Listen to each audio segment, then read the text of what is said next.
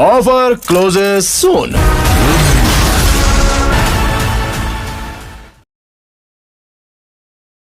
सुने तो कहानी शुरू होती है आनंद से, जो कि चैप्टर 1 में केजीएफ की पूरी स्टोरी सुना रहे होते हैं। यहाँ पर अब आनंद को हार्ट अटैक आ चुका होता है और हॉस्पिटल में उनसे मिलने के लिए उनका बेटा विजेंद्र आता है।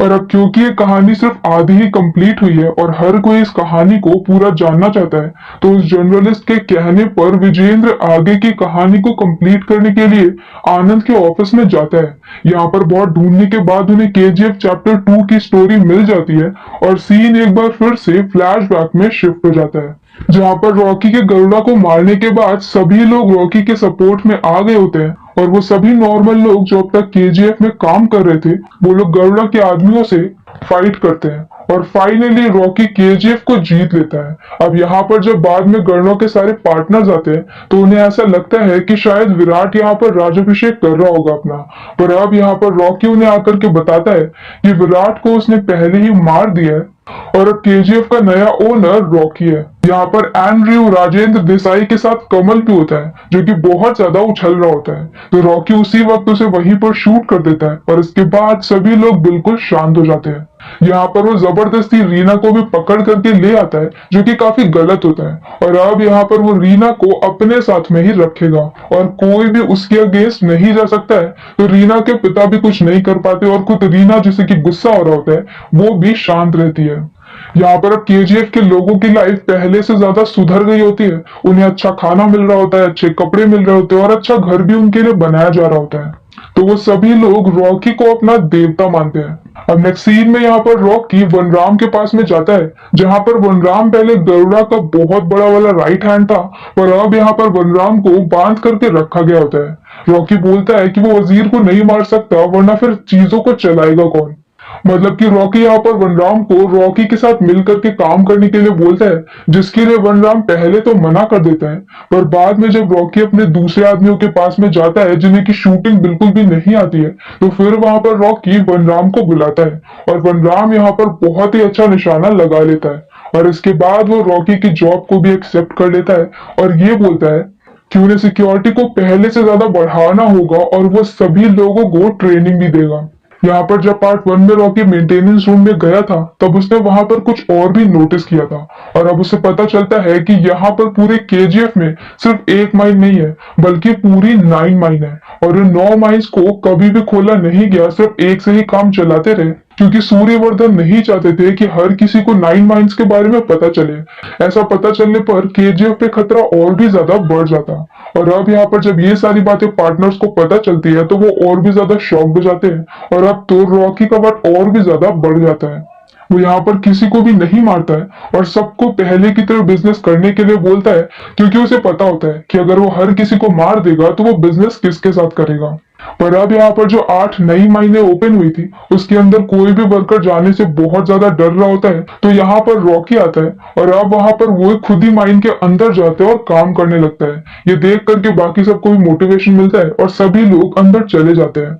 यहाँ पर राजेंद्र प्रसाद और एंड्रू ये दोनों ही रॉकी की तरक्की से परेशान हो जाते हैं और वो चाहते हैं कि कैसे भी करके रॉकी को रोक दिया जाए और रॉकी को रोकने का काम रमिका कर सकती है। रमिका एक बहुत ही स्ट्रॉन्ग पॉलिटिशियन होती है और ऐसा माना जाता है कि वो एक डिक्टेटर टाइप की होती है, जो कि हर किसी पे अपना पावर बना करके रखती है। यहाँ उनकी टीम में एक पॉलिटिशियन भी होता है जिसका नाम होता है नारायण, तो अब वो लोग ये चाहते हैं कि वो लोग नारायण को पीएम की पोस्ट से हटा दे और वहां पर रमिका आ जाए, क्योंकि अगर रमिका आएगी तो फिर रॉकी बर्बाद हो जाएगा। इसीलिए वो लोग एक ऐसी वोटिंग का प्लान करते हैं जहाँ पे सभी पॉलिटिशियन नारायण के अगेंस्ट में वोट देंगे और उसे पीएम के पद से हटा दिया जाएगा और इसी के साथ उसकी सरकार भी गिर जाएगी। पर जब तक यहाँ पर ये सब हो, उससे पहले वहां पर दूसरी तरफ केजीएफ में माइनिंग के दौरान उन्हें एक बहुत बड़ी स्वॉर्ड मिलती है, जिसे देख करके सभी लोग डर जाते हैं। ये तलवार होती है अधीरा की, जिसे कि गरुड़ा ने मरवा दिया था। पर अब हम यहाँ पर नेक्स्ट सीन में अधीरा को जिंदा देखते हैं, क्योंकि वो यहाँ पर गरुड़ा के मरने का वेट कर रहा था और अब वो फाइनली अपना केजीएफ लेने के लिए वापस आएगा। अधीरा यहाँ पर अपनी टीम को इकट्ठा करता है और केजीएफ के आउटपोस्ट 1 पर अटैक कर देता है। इस पे वहां पर मौजूद सभी लोग मारे जाते हैं और इसके बाद अधीरा वहां से निकल जाता है। ये उसके लिए बस एक शुरुआत होती है। और अब अगर कोई भी केजीएफ से बाहर सोने का ट्रक लेकर के निकलेगा तो अधीरा उसे मार देगा। यहाँ पर जो पार्टनर्स होते हैं वो भी जाकर के अधीरा से ही मिल जाते हैं और अब उनका प्लान ये होता है कि कैसे भी करके रॉकी को केजीएफ से बाहर लेकर के आए। इसके लिए वो जानबूझ करके राजेंद्र प्रसाद को शूट कर देते हैं। और अब ये न्यूज सुनने के बाद राजेंद्र प्रसाद की बेटी रीना तुरंत ही केजीएफ से निकल जाती है अपने पिता से मिलने के लिए। जब ये बात रॉकी को पता चलती है तो रॉकी भी उसके पीछे पीछे चला जाता है। आगे जाकर के रीना को किडनैप कर लिया जाता है और अब रीना अधीरा के लोगों के पास में होती है। रॉकी यहाँ पर उसे बचाने के लिए जाता है और एक बहुत ही अच्छा सा एक्शन सीन होता है। और अब यहाँ पर अधीरा जो कि दूर से ही रॉकी के ऊपर निशाना लगा के रखता है वो रॉकी को शूट कर देता है। पर इसके बाद भी मौका होने पर भी वो रॉकी को जान से नहीं मारता है क्योंकि उसने देखा था कि केजीएफ के लोगों के मन में रॉकी के लिए बहुत ज्यादा इज्जत थी और विश्वास था और वो चाहता था कि ऐसी टूटी फूटी हालत में जब रॉकी वापस जाएगा तो सबका विश्वास टूट जाएगा। और अब जब यहाँ पर घायल घायल रॉकी केजीएफ में वापस जाता है तो सबका सच में विश्वास खत्म हो जाता है। यहाँ दूसरी तरफ मुंबई में शेट्टी और बाकी सारे वो लोग जो कि रॉकी से नफरत करते थे वो लोग रॉकी के सपोर्टर को जानबूझ के मरवा देते हैं। साथ में अगर कोई भी ट्रक केजीएफ से बाहर निकलता है तो अधीरा उसके सभी लोग को मार के उनकी लाशें वापस भेज देता है। इसकी वजह से सभी लोग बहुत ज्यादा डर गए होते हैं और अब केजीएफ के अंदर सिर्फ 8 दिन का खाना बचा होता है। और इस सब के बीच में रॉकी अभी भी बीमार होता है और अभी भी वो पूरी तरह से ठीक नहीं हो पा रहा था कि तभी उसे शेट्टी कॉल करता है और कॉल करके उसे धमकी देता है और बदतमीजी भी करता है। ये सुन करके रॉकी को गुस्सा आता है और अब वो अपने चाचा को कॉल करता है। ये चाचा उसके मुंह बोले चाचा होते हैं जिनके साथ वो मुंबई में रहता है। वो उनसे एक आखिरी हेल्प मांगता है और इसके बाद वो अपना हेलीकॉप्टर बुलाता है और काफी सारा सोना लेकर के रीना के साथ दुबई चला जाता है। ये देख करके हर केजीएफ में रहने वाले को ये लगता है कि रॉकी यहाँ पर डर करके उन सबको छोड़ करके भाग गया है। पर असल में रॉकी दुबई जाता है खलील से मिलने के लिए। वो यहाँ पर खलील के साथ अपनी मीटिंग करता है और उसे बिजनेस ऑफर करता है कि वो अफ्रीका से डायरेक्टली उसका सोना इंडिया में लेकर के आएगा। पहले तो खलील इसके लिए मना कर देता है क्योंकि रॉकी की अपनी हालत भी खराब होती है। पर अब यहाँ पर खलील को पता चलता है कि रॉकी ने अपने चाचा से बोल करके अपने दूसरे सपोर्टर्स को बुलवा करके उस हर इंसान को मरवा दिया है जो कि मुंबई में खलील के सपोर्ट में था। साथ में यहाँ पर खलील जिन गार्ड्स को अपना गार्ड समझ रहा था उसमें से आधे गार्ड रॉकी के होते हैं। यहाँ पर अब खलील के साथ डील फिक्स करके रॉकी वापस से केजीएफ की तरफ आता है और वनराम से ये कह देता है कि सारे ट्रक्स को बाहर निकालो। यहाँ पर दूसरी तरफ अधीरा उसका वेट कर रहा होता है और जैसे ही वो ये देखता है कि रॉकी यहाँ पर वापस आ गया है और उसके पीछे ट्रक्स भी हैं, उसके सभी लोग रॉकी की तरफ को अपनी गन पॉइंट कर देते हैं कि तभी वहां पर ट्रक के अंदर से बहुत सारे रॉकी के आदमी निकलते हैं जिनके पास बहुत अच्छी अच्छी गन्स होती है जिनके सामने अधीरा की सस्ती गन टिक नहीं पाती है।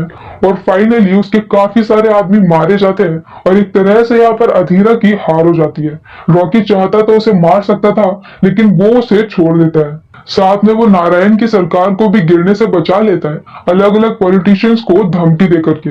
अब इस तरह से यहाँ पर उसका बिजनेस बहुत ज्यादा बढ़ जाता है क्योंकि वो लगातार पूरी 9 माइन से सोना निकाल रहा होता है और इसके बाद वो बॉम्बे में जाकर के शेट्टी को भी मार देता है। और इस तरह से यहाँ पर कुछ साल बीत जाते हैं और अब वक्त आ जाता है अगले इलेक्शन का। नारायण यहाँ पर रॉकी से मिलकर के ये बोलता है कि उसे रमिका को मारना होगा। अगर रमिका जिंदा रही तो फिर वो केजीएफ को बर्बाद कर देगी। पर अब यहाँ पर रॉकी ये बोलता है कि वो औरतों और बच्चों पर हाथ नहीं उठा सकता कि अगर किसी औरत को गुस्सा आ रहा हो तो उसके ऊपर अटैक करने के बजाय उसके सामने हाथ जोड़ना बेहतर होता है। इसके बाद इलेक्शन का रिजल्ट भी आ जाता है और रमिका जीत जाती है। जीतते ही यहाँ पर बहुत सारे लोग रमिका को केजीएफ के बारे में और रॉकी के बारे में पूरी स्टोरी बताते हैं और अब हमें यहाँ पर पता चलता है कि इतने सालों के बीच में रॉकी ने केजीएफ का डेवलपमेंट बहुत ज्यादा हाई लेवल पर कर दिया होता है और वो लोग जो वहां पर कीड़े जैसी जिंदगी जी रहे होते हैं अब उनके पास काफी अच्छे घर होते हैं। पर अब ये सब कुछ पता चलने के बाद रमिका ये बोलती है कि कुछ भी करके पूरी इंडिया में रेड डाल दो लेकिन कहीं से भी रॉकी के अगेंस्ट में प्रूफ लेकर के आओ और उसे अरेस्ट करो। और इसके लिए वो एक स्पेशल टीम भी बना देती है।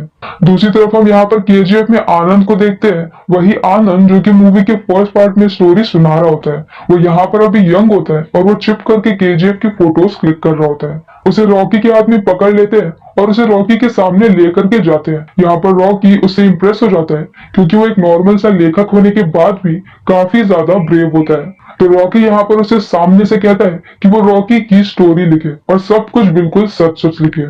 इसके बाद यहाँ नेक्स्ट सीट में पुलिस अलग अलग जगह पे छापे मार रही होती है, लेकिन कहीं से भी उन्हें कुछ भी नहीं मिलता है। उन्हें सिर्फ एक जगह से एक सोने का बिस्किट मिलता है जिसे कि वो पुलिस स्टेशन में जमा कर लेते हैं।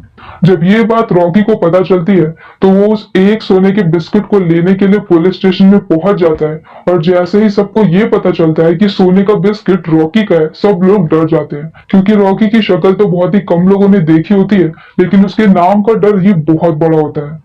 यहाँ पर वो स्टाइल में जाता है, अपनी सोने की बिस्किट लेता है, बाहर आता है, एक बहुत बड़ी सी मशीन गन लगाता है और पूरे पुलिस स्टेशन पे फायरिंग शुरू कर देता है। ये उसका अपनी नई नई गन को लाने के बाद फील्ड टेस्ट होता है।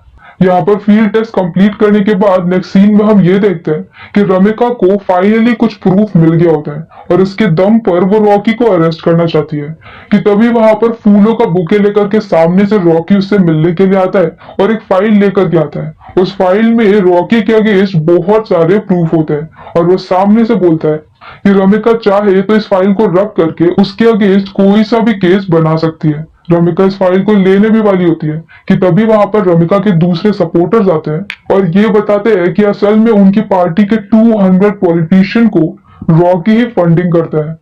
तो मतलब कि अगर वो रॉकी के अगेंस्ट कहीं पर कोई भी खुलासा करते हैं तो सबको पता चल जाएगा कि खुद रमिका की पार्टी के लोग उसके साथ में और उसकी पार्टी गिर जाएगी। अब रमिका यहाँ पर सिवाय धमकी देने के और कुछ भी नहीं कर पाती है और रॉकी वहां से निकल जाता है, पर इसके बाद वो जा करके सभी सोने की डिलीवरी को रोक देता है। और ये बात जब खलील को पता चलती है तो उसे काफी ज्यादा गुस्सा आता है क्योंकि रॉकी अपनी मनमानी कर रहा होता है। रॉकी के पार्टनर भी यहाँ पर रॉकी से परेशान होकर के अधीरा की हेल्प मांगते हैं और अब यहाँ पर खलील भी अधीरा के सपोर्ट में होता है। अधीरा जो कि जिंदा था, वो इतने सालों से केजीएफ में काम कर रहे अलग अलग एम्प्लॉयज को पकड़ करके वहां के बारे में इंफॉर्मेशन निकाल रहा होता है और अब इतने सालों बाद उसके पास केजीएफ का एक मैप होता है।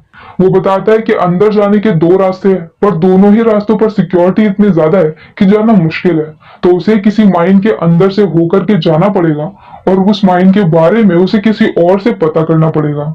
और ये पता करने का काम वो एंड्रयू को देता है क्योंकि अगर एंड्रयू ने ऐसा नहीं किया तो अधीरा उसे मार देगा। और अब यहाँ पर वो अपनी माँ की बॉडी को वहां से निकलवा लेता है जहाँ पर सालों पहले उन्हें दफन किया गया था, और अब वो उनकी एक अच्छी सी समाधि बनवाता है और वहां पर अपने नशेड़ी पिता को काम पर रख लेता है। उसके पिता जो कि जिंदा थे वो बहुत ज्यादा नशेड़ी होते और कभी भी अपनी वाइफ का और बच्चे का ख्याल नहीं रखा होता है, इसलिए अब उन्हें बची हुई पूरी उम्र उसकी माँ की समाधि की सफाई करनी होगी। अब ये सब कुछ देख करके फाइनली रीना भी उससे इम्प्रेस हो जाती है और उन दोनों की शादी हो जाती है। दूसरी तरफ अधीरा को कोई एक बहुत अच्छी इंफॉर्मेशन दे देता है कि वो एग्जैक्टली कहां पर खुदाई करना शुरू करेगा, तो वो उन्हीं में से एक माइन में पहुंच जाएगा, माइन नंबर 3 में। ये खबर मिलते ही अधीरा वहां पर खुदाई शुरू कर देता है और अब नेक्स्ट सीन में यहाँ पर रीना को पता चलता है कि वो प्रेग्नेंट है। वो जाकर के ये बात जल्दी से केजीएफ में खड़े हुए रॉकी को बताती है। अब इससे पहले कि यहाँ पर रॉकी खुश होता, पीछे से अधीरा के लोग अटैक कर देते हैं और उसमें वो रीना को शूट करके मार देते हैं।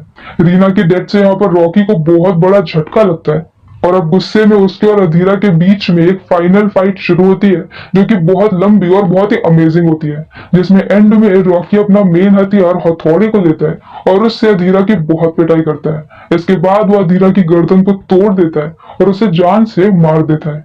पर अब यहाँ पर रॉकी को पता चल गया था कि अधीरा को माइन के बारे में इंफॉर्मेशन बाहर से मिली है, तो वो तुरंत ही अपने लोगों को इकट्ठा करता है और सीधे पहुंच जाता है पार्लियामेंट में। पार्लियामेंट में उस वक्त वहां पर बहुत सारे नेता बैठे होते हैं और वहां पर रमिका स्पीच दे रही होती है और रमिका का यहाँ पर यह प्लान होता है कि चाहे उसे खुद को भी इस्तीफा देना पड़े, लेकिन फिर भी वो रॉकी के अगेंस्ट वारंट निकाल के रहेगी।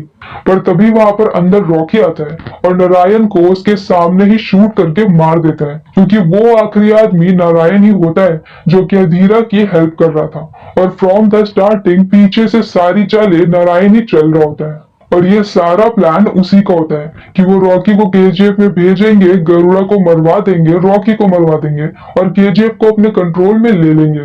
पर अब यहाँ पर क्योंकि उसने सबके सामने पार्लियामेंट में आकर के एक पॉलिटिशियन को मारा है, तो अब सरकार के पास रॉकी के अगेंस्ट बहुत सारे प्रूफ आ जाते हैं और अब यहाँ पर रमिका रॉकी के अगेंस्ट डेथ वारंट निकाल देती है। रॉकी को मारने के लिए केजीएफ में बहुत बड़ी फोर्स जाती है, जो कि केजीएफ में रहने वाले सभी लोगों को वहां से बाहर निकाल देते हैं ताकि वो रॉकी को ढूंढ सके। पर अब यहाँ पर उन्हें पता चलता है कि रॉकी अपने महल में नहीं होता है। और नेक्स्ट सीन में हम रॉकी को देखते हैं जो कि एक शिप पर होता है। उस शिप पर उसने अभी तक का सारा सोना रखा होता है और ये सोना बहुत ज्यादा होता है। रमिका को भी ये बात पता चल जाती है क्योंकि खुद रॉकी की शिप से उसे ये बात बताई जाती है। मतलब कि रॉकी को पता चल गया था कि उसका अंत आने वाला है, इसीलिए वो खुद ही अपनी इंफॉर्मेशन दे देता है और वो खुद भी मरना चाहता है, पर पानी के अंदर सारे सोने के साथ, क्योंकि सोना उसी के साथ डूब जाएगा और किसी को भी नहीं मिलेगा। और होता भी ऐसा ही है। सारे फाइटर प्लेन एकदम से रॉकी के ऊपर अटैक कर देते हैं और उसकी पूरी शिप ब्लास्ट हो जाती है। रॉकी और सोना दोनों पानी के अंदर चले जाते हैं और दोबारा कभी भी किसी को भी नहीं मिलते हैं। रमिका रॉकी के बारे में हर एविडेंस को मिटवा देती है और साथ में वो ऐसा पक्का करती है कि कहीं पर भी रॉकी का जिक्र भी ना हो और किसी को भी उसके बारे में पता ना चले। इसलिए सिर्फ आनंद ही ऐसा होता है जिसे कि रॉकी के बारे में पता होता है। आनंद इस पूरी स्टोरी को लिखता है और बाद में इसे पब्लिश भी करता है। और मूवी के स्टार्टिंग की बात मैं बीच में मिस कर गई थी कि कहानी की शुरुआत में जो कि चैप्टर 1 में उसने बोला था कि एक शिला पे रॉकी की तस्वीर बनी है, कहानी की शुरुआत में वो तस्वीर मिल जाती है। वो बहुत बड़े से पत्थर पर बना हुआ रॉकी का स्कल्पचर होता है जो कि केजीएफ के लोगों ने बनाया था, क्योंकि उनके लिए रॉकी उनका देवता होता है। और रॉकी ने यहाँ पर मरने के बाद भी उनके लिए केजीएफ टाउन बसा दिया होता है, जहाँ पर बहुत सारे उनके लिए घर बने होते हैं। और इसी सैड एंडिंग के साथ ये कहानी एक बार खत्म हो जाती है। तो अगर आपको हमारा एक्सप्लेन पसंद आया हो तो प्लीज हमारी वीडियो को लाइक करें, शेयर करें और हमारे चैनल को सब्सक्राइब करें। तो मिलते हैं नेक्स्ट वीडियो के साथ। Bye bye.